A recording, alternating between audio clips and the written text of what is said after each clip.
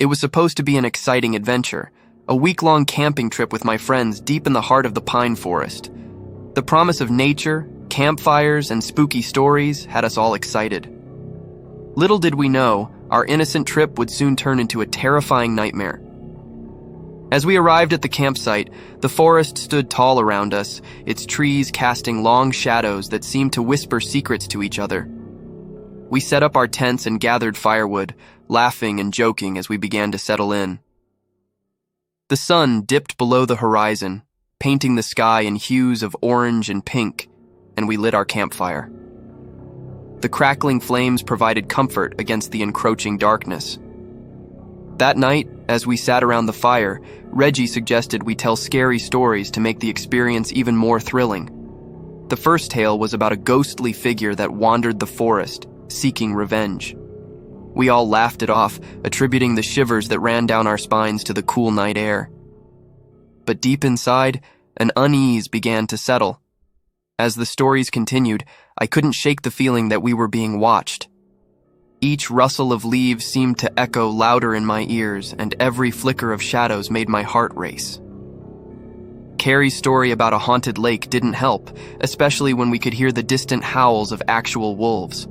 I tried to convince myself that it was just my imagination running wild.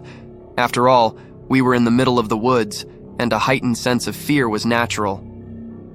But then, during Lisa's story about a cursed cabin, a cold breeze swept through the clearing, extinguishing our campfire.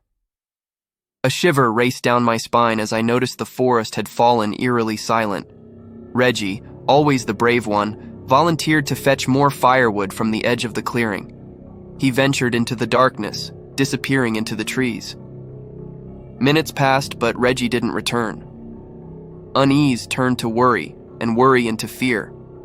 We called out his name, our voices trembling with anxiety, but there was no reply, only the haunting echoes of our own words. Suddenly a distant sound reached our ears, a faint haunting whisper that seemed to come from all directions at once.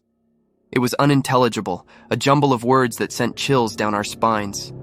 Panic set in, and we huddled together, our flashlights quivering in our hands as we scanned the surrounding darkness for any sign of our friend. Then, from the depths of the forest, Reggie's voice echoed out, barely recognizable, warped and twisted like a macabre symphony. He called to us, his words pleading and desperate, urging us to come closer. But instinct told us something was horribly wrong. The forest seemed to close in around us, the trees taking on a sinister presence. Torn between fear and concern for Reggie, we made the gut-wrenching decision to stay put. Hours passed, and the forest remained a labyrinth of shadows and whispers. We dared not leave the safety of the campsite, haunted by the thought of what might be lurking just beyond our vision. As dawn finally broke, the forest's grip on us loosened. The oppressive darkness gave way to a hesitant light, and we cautiously ventured out. Reggie was nowhere to be found.